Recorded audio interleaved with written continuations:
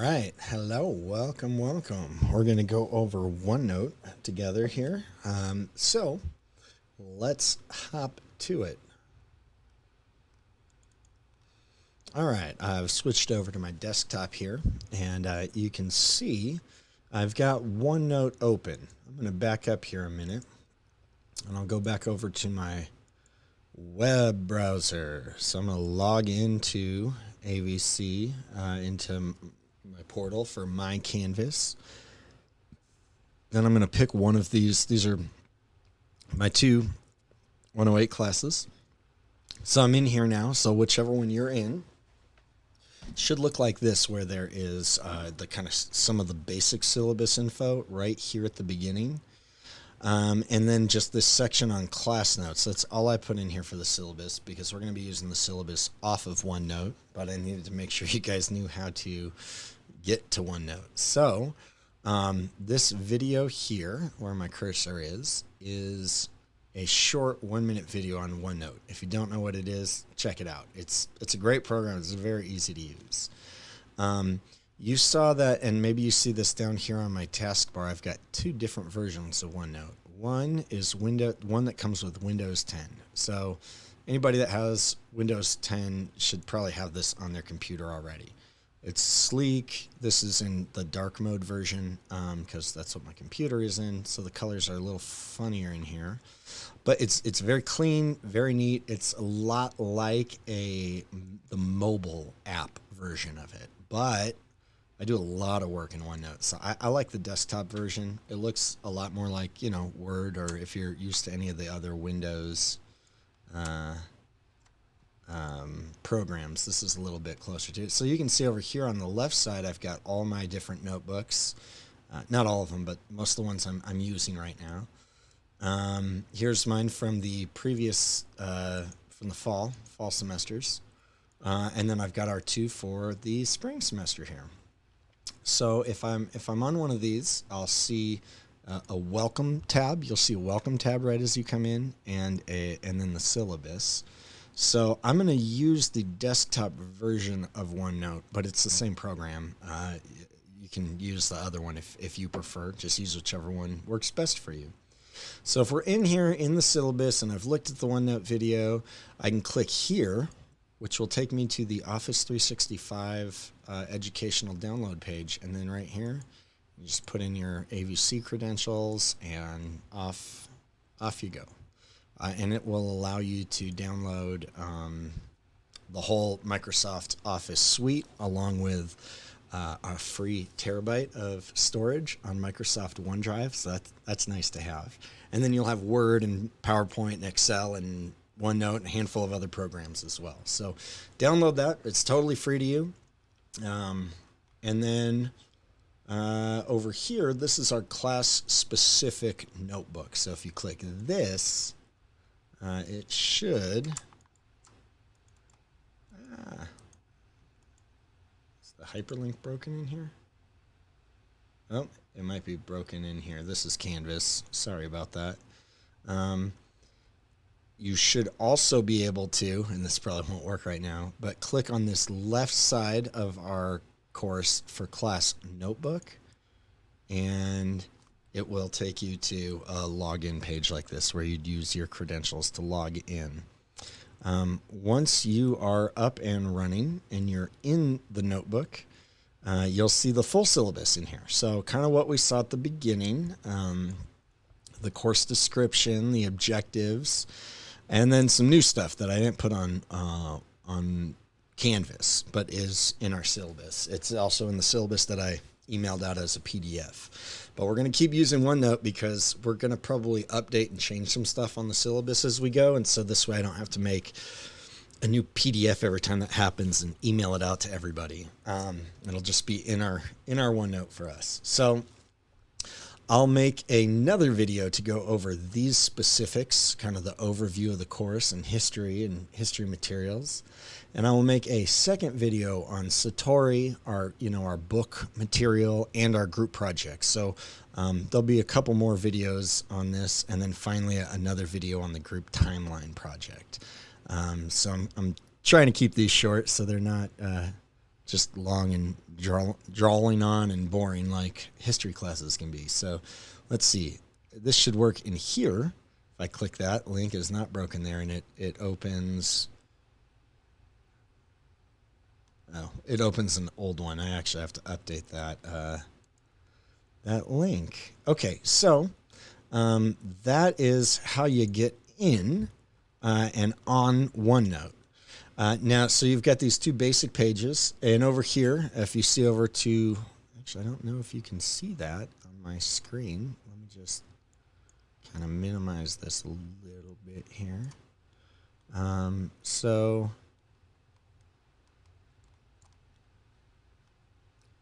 hold on 1 second. Let me move this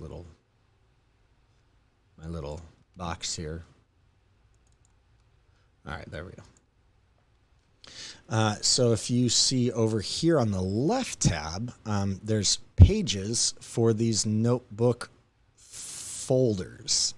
So it's organized like an old school Trapper Keeper notebook. So you've got your various notebooks here on the left-hand side. You've got the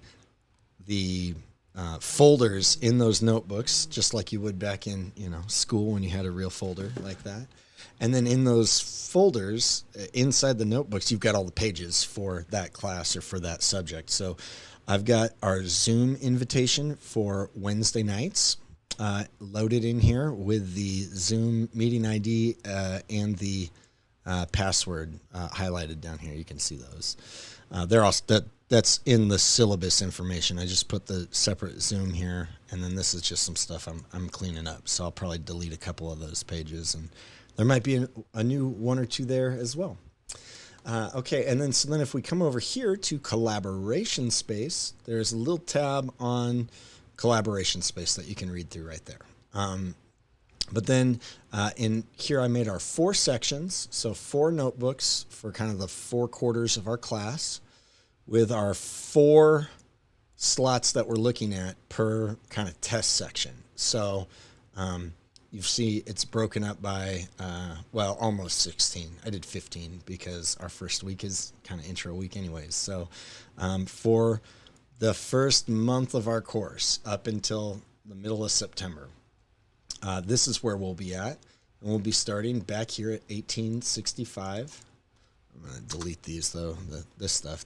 These are just little placeholders I made. I'm actually going to go in and fill out the year 1865 for everybody so that you have an idea about what think is a good idea for you guys to include in your notes. The good news is you guys can wind up doing the notes however you want, whatever makes sense to you. Working out what works good and what's a good note-taking system is hard. So we'll work on that together. I'll give you a template for just starting the conversation, at least starting the idea of how do we want, okay, so we've got notes in front of us now. I don't like this. This would make more sense if it was over here. And that's going to be for our class notes. Let me go back to an older folder here and look at class notes. This folder got messed up, and those are not the class notes I want to be looking at all. Let's see. I think I've got some older ones in here. Yeah, so you can see they're broken up differently here, but let's just hop into the Cold War. See what that looks like. So students had grabbed some YouTube videos, which you can throw in here. Not against videos going into OneNote. This was a year and a half ago, so we're still working some stuff out. Really, normally, this video might be good because it's a brief synopsis of the Cold War. It's one of those crash courses videos. So that's probably a great video to throw in your notes when you're going to go study the Cold War, particularly if you're like, I don't remember what the heck the Cold War is. And when did we have a hot war? Like, what's going on here? Well, you can just hit that video and give it a watch, and it should play right inside of OneNote for you. Hi, I'm John Green. This is Crash Course. Yeah, there you go. And then here you see bullet points of of notes for like what students were wanting to, what they were writing down and studying. And then if you see over here, I've got when, yes, it last edited 2018. These are like really old ones, but I can see which students have done what in here. So as, and you'll notice this is not necessarily broken up chronologically either. So these ones are pretty old. Let me hop back over to a more current one. And class notes. So let's see here. Okay. Yeah, so they started doing some formatting, highlighting a few things, bullet pointing things. This is good. They're still messy, and these are not great notes. We're going to work more on this than I've done in the past with students, actually, because I just feel it's so important. So these aren't great, but you get the idea, right? It's not just a block of information, because that's hard to study. That's called a book. Your notes, you want shorthand. So some of my notes that I was using for teaching, I'll come back up here to this Antelope Valley folder and show you, I've got old notes, I'm sure. Oh yeah, so here's some of my old notes. See there, I like colors, so color coordinating things is helpful for me. I've got them definitely broken up. I've got things bolded, some things indented. I've got some quotes in here, but I wouldn't expect you to have quotes in here. These were my notes when I first started teaching. I had to make notes for myself on some of this material because I couldn't remember all of it. So we'll work on that. We'll go back and forth on kind of what our notes are going to look like, but they will begin by looking like. Am I in the wrong one now? Collaboration space. Didn't I just have notes here?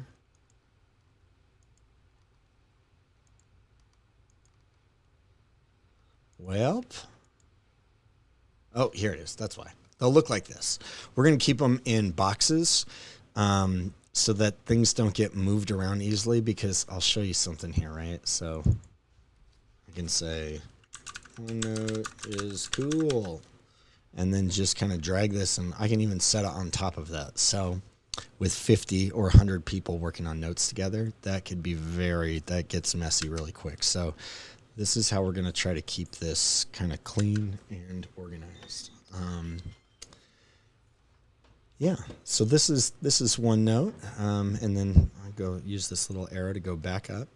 So that's collaboration space, and then over here is content library, which is largely empty for now, but I will be putting more content in here. Right here, you'll see I hastily uploaded a bunch of pretty poor quality audio recordings of lectures from History 108 from like 5 or 6 years ago. Well, it was a while back. So I'm not even teaching some of the material the same way anymore. But in a global pandemic and getting far behind and not getting caught up, I threw all of the ones that I could up there. That's why it starts at the progressives. I don't have any of the earlier stuff. So I'll go ahead and add those earlier lecture notes, and you might find them helpful. And they're not lecture notes, they're lectures. And if you're really struggling to remember things or grasp concepts, this is the discipline of school. Is you just got to go, okay, well, I'm going to listen to this lecture while I go for a jog or a walk, or I'm working on this thing at my house, instead of rewatching The Office or, listening to music or whatever it is that you'd rather do than probably listen to a history class. These are not required by any means. These are literally here as just some supplemental extra material. But again, if you're struggling, doing the extra material is what will really help you reinforce and lock something in. So these will be here. They're supplemental. I'm not expecting anybody to have to listen to them. And I'm not going to test on stuff that's in here that isn't in the rest of our material, lectures, that kind of stuff. So this is just for you. I'll probably have a few more tabs in here with other content that I want to share with you guys. And then I will also be adding handouts to you guys in your own OneNote tab. So if we went back up, I have a teacher section, but you'd have one that is, Bobby or Susie or Esmeralda, whatever. Like, your name's going to be there, and you can put whatever the heck you want in there. So yeah, we're going to be writing class notes together, but we will also be taking our own notes for our own sake, for learning and for our projects. So as things are interesting to you, you're reading something that's fascinating, you can even organize that stuff later. You can just copy and paste and throw it into your own tab here. So like, this is not a shared notebook. So if I just said, okay, well, I want to start a new notebook called Why Raccoons Are Awesome, I could do that, and then I could go to the internet and very easily find awesome videos of raccoons. Oh, look, he's sweeping. Oh no, he's riding a bike. Okay, I gotta show you guys this. That was pretty awesome. I like raccoons a lot, and I totally want to keep one as a pet. I will one day in my life. I'll own a pet raccoon. So if I think this video is awesome and I want to save it, I could copy the URL, come back over to OneNote and paste it in here. And then YouTube actually just puts the video in there for me. Or I could even just come up here to I've got a browser extension and click on that, and it's, well, I need to sign in. I guess I'm not signed in right now, but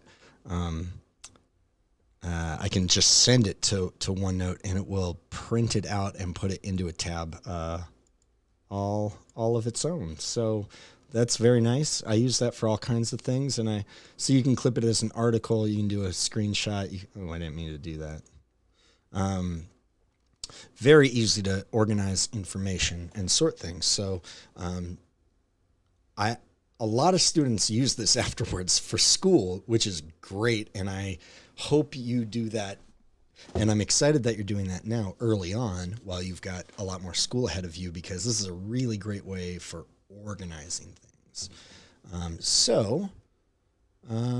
Okay, enough with the pandas. Let's actually look at what writing a class note would look like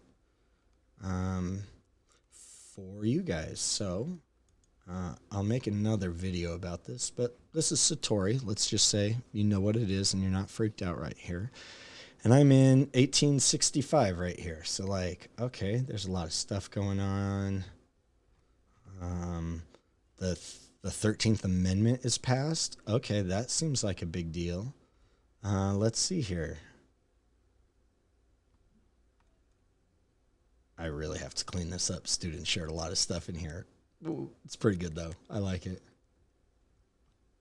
Okay, I actually haven't seen that one yet. Oh man, there's a lot. Students put a lot of stuff in here this last semester, so I gotta really clean some of this stuff up. But the 13th Amendment is in there, and normally the information will be a little bit clearer to you because there won't be so much noise on the page.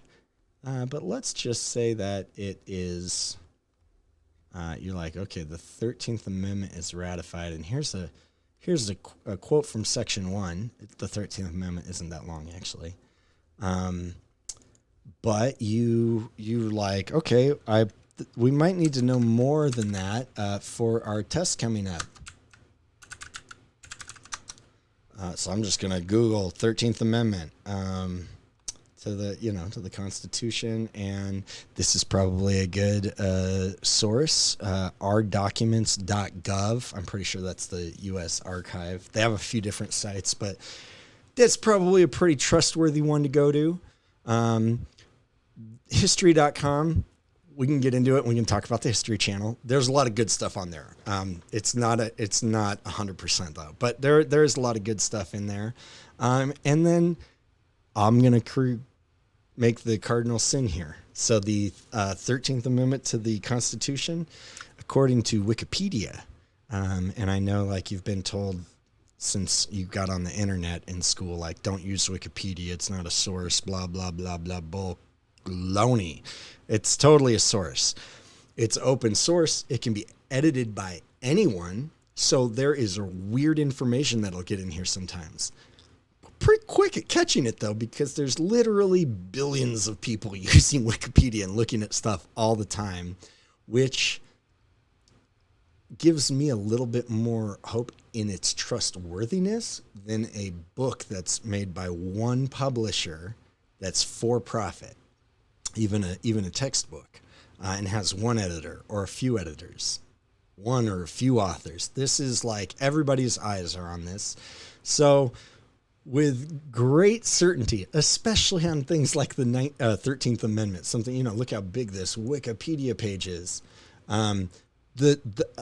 Certainly the basic information is going to be very trustworthy. And then if you are researching things and you want to go deeper and you start by looking at a Wikipedia page, which a lot of us do when you don't know anything about a subject, you can come all the way down here and look at this here. What are these? These are notes like in a paper, like resources and sources and links and stuff. So,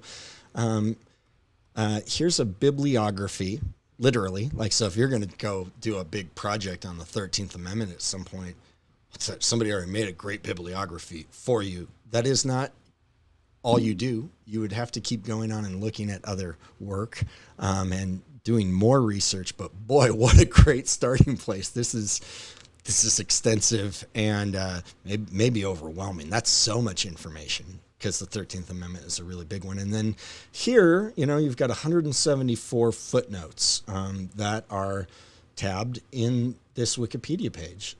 Look at this. So if we go up to the top here, references, if you can see where my bar is over on the side, I'm not sure if you can. Just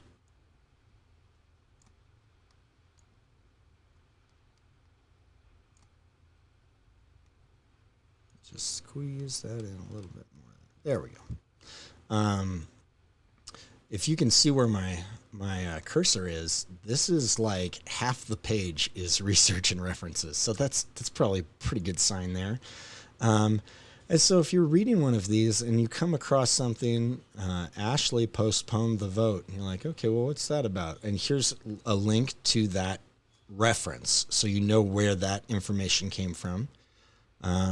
Here is a link to a book as well as a quote from it. Here, if you hover over this one, again, another book and a quote. And so, you can trust the veracity of Wikipedia a lot more than probably most teachers have told you can. Okay, so if we just want some basic information here, let's see. So this is adopted before the end of 1865, which is actually pretty fast when it comes to amendments to the Constitution. So this is the date when it is ratified. So we can come back over here to our note section, our Satori note section, actually, and just say, all right, cool, 13th Amendment is ratified. And then I can put in the date here, because not everything needs a specific date. But some things it's probably pretty good to have a specific date on. Abolished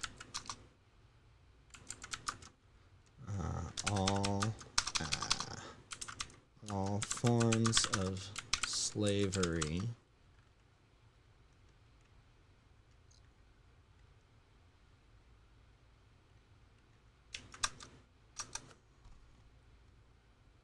I can't spell. So yeah, here's a great start to this. Then the 13th Amendment is ratified, and if you're like, man, I can't remember which amendment is which, that's okay. I can't even remember which one is which because some of them are really like not that important. Like I think the 21st or 22nd Amendment is moving the inauguration date up from March to January. It's not like, oh, that's going to change my life. This one does, though. This one changes everything for everybody. So here we go. I put the date in here. I can actually take this out. I can format this a little bit more the way I want to. And then I can even add media if I wanted to. So let's see. I'll steal a picture from Wikipedia. How about that? That's even easier. That's a pretty powerful picture.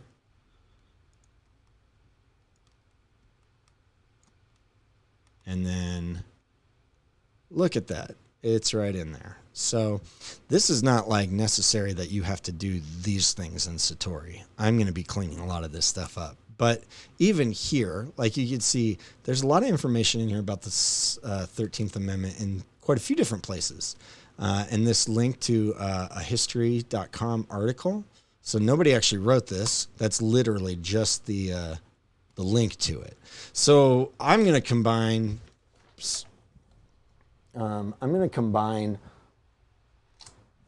As many of these items as I can to make this streamlined and a little easier for everybody.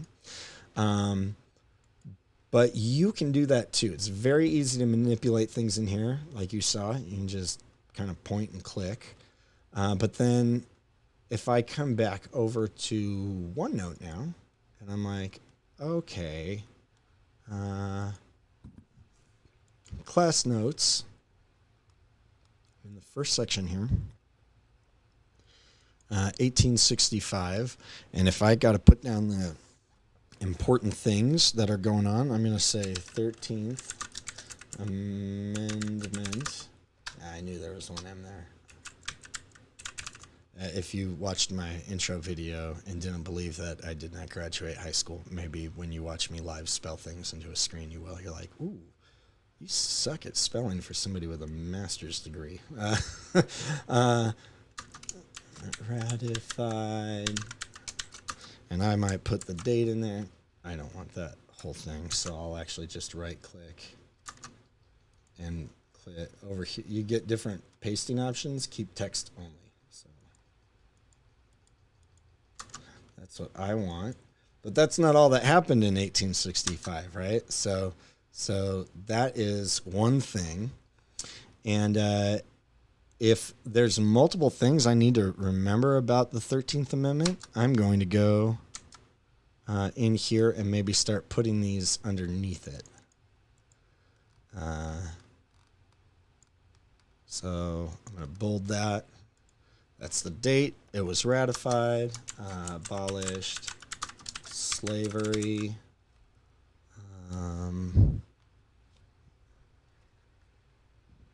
Maybe I'll add another note in here. Narrowly passed the Senate. Or was it the House? I can't remember right now, but I'll check when I'm like reformatting notes in here. But you can see I can even make those little bullet points if I want, and I've got a whole little item in there now on the 13th Amendment. Let me go back over to our material. Oh no, I don't want that. Our material here for Satori. Okay, we're in 1865.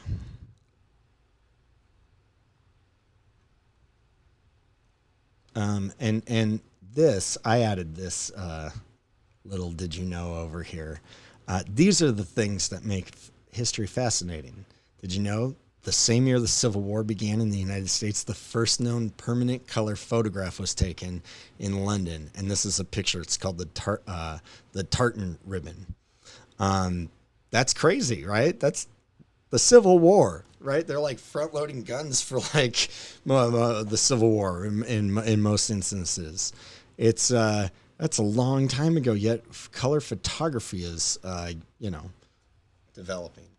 This is another one of those items where it's like, oh, that might need some work. So this is the Battle of Appomattox Courthouse. And I'm going to put this up higher because I want it to go up here. And even though I don't have any info under there, I can type, I know what it is. You might have to just type that in, but the South surrenders at Appomattox. Here we go. And here's a history.com article. Again, a Wikipedia one. So I can come in here and go, okay. This is the last battle of the American Civil War. And this is kind of where Lee surrenders. So let's see. What day did Lee actually surrender on? Okay, was it the 12th? That's what I was saying down here.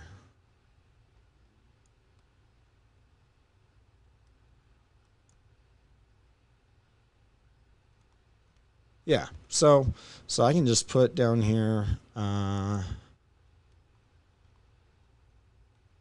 see, the Battle of Appomattox Courthouse is April 9th. So let's see here. I know.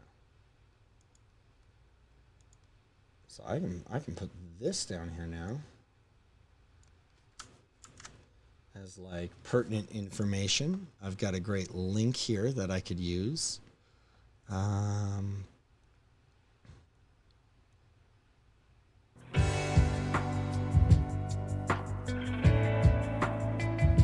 hear music. It's the History Channel trying to play an ad for me. This is some of the stuff I meant about the History Channel just driving me nuts. Here's a look at this day in history. All right. And I don't want this either. So, yeah, just double checking. April 9th, Lee surrenders to Grant. So if I come back over here,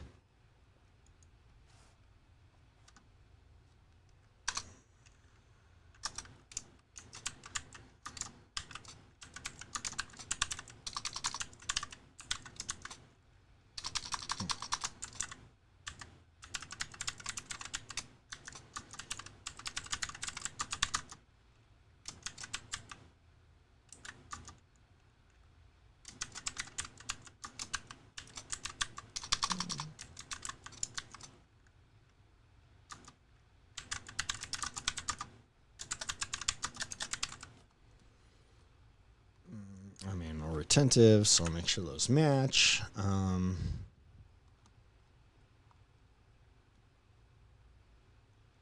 Yeah, that's probably good for that. And so then if I want to take this information, and if it's not in my notes, oops. No, I definitely don't want iTunes to open. I hate iTunes. I can come over here and go, okay, actually, before the 13th Amendment is ratified, the war ends. And so I can come in here, make that bold, and then maybe do the same thing here.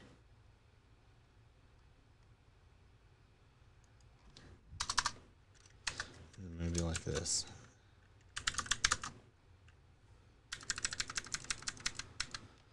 Because we want them to be short and sweet, to the point, not long text. So over in Satori, we're probably going to want a little bit more information, a little bit more text. But here in our notes, we want them short and sweet. So that's another thing that happened there. And if I keep coming down, I can see that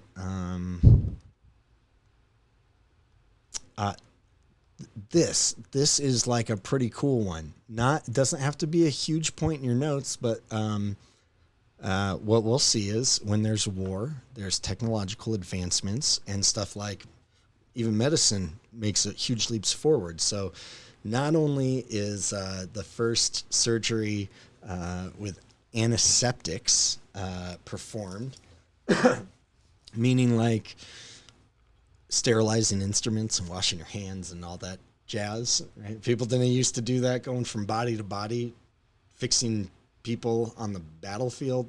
Ugh. We didn't know about germ theory. This is a big deal. Think about being a person before you knew about germs and then finding out about germs. You might think the government is inventing it or making it up, right? Like it sounds preposterous. So this is a big one right here. So I might just come back over in my notes and say, okay, cool. First antiseptic surgery performed.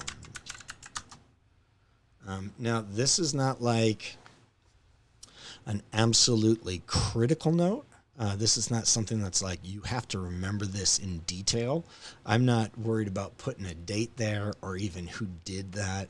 It's more like, hey, be aware that when you're trying to order the line of events, this happens right now at the very beginning of our class. So in 1865, where we're starting, people didn't know about germs.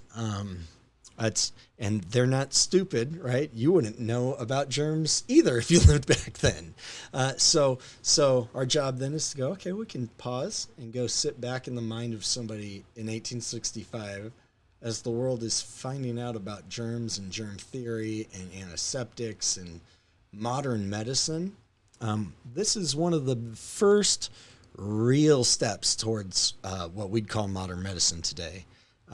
Other ones would be like the first cadaver examined, the first time there's medical teams working on something. There's like a handful of things, and what we might wind up doing, maybe I'll get input from everybody tomorrow on this, but we might take these and just put them over here in this next box. There we go. And so this might be like, hey, main events, big kind of like things, items to study for a test. And then other things over here that are like noteworthy, maybe help you kind of place things next to each other to remember them even. Because that's not something that I wouldn't test on. I just want to ask like, hey, what date did that happen on? Or I might put that like, hey, if I give you 5 items or 10 items and say, hey, in the last 50 years, there were all kinds of medical breakthroughs. Put these in order. I'm going to not make those like close, like, oh, this happened. And then in 1866, it was this one. It's like, well, this we know is right here at the beginning. So if you know that, hey, you got a good start.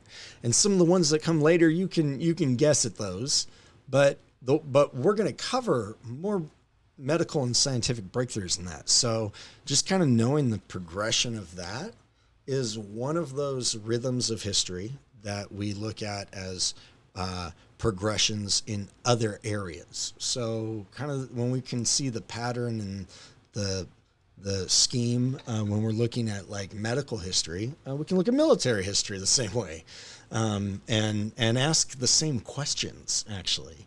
So this is like OneNote. This is the program. If you wanted to color code things, it's just like Word. You can just kind of do this with your cursor or highlight things. I am going to ask that you guys feel very free to do format, play around with things. But also, could you make sure to stay away from the red highlighter? So I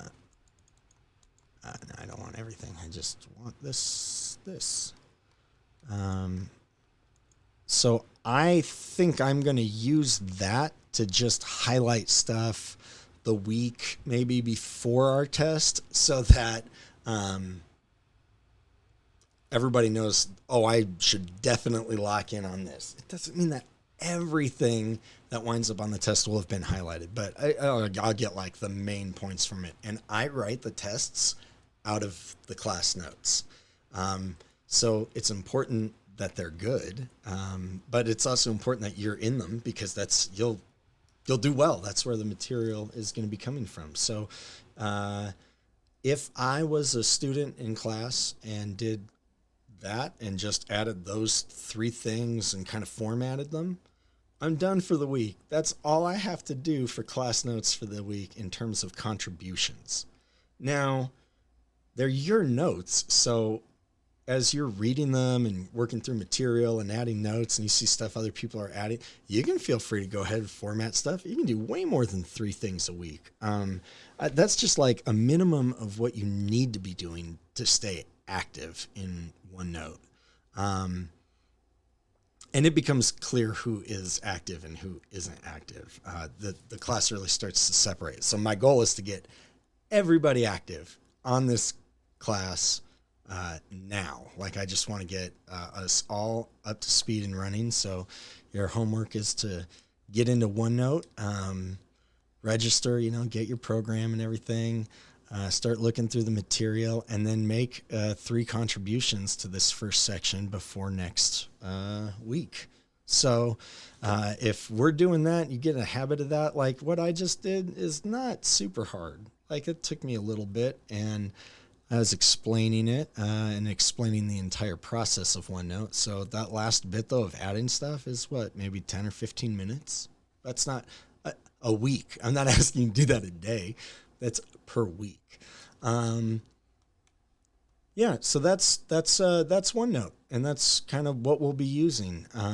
We can also do collaborative things in here. So when we do start to work on group projects, we can make different OneNote, break off tabs and whatnot. Oh, that's where that went. I was looking for that. Here's some of the class notes from last semester, I think. If you can see these. So again, they did some color coding, lots of, bullet pointed things. They wrote out more information in their bullet points, which I don't want because it's a lot of text for me to look at. But I'm also a history teacher, so I can use the shorthand version. So write what is helpful and what you need, and we'll start talking about that. All right, guys, on to the next video.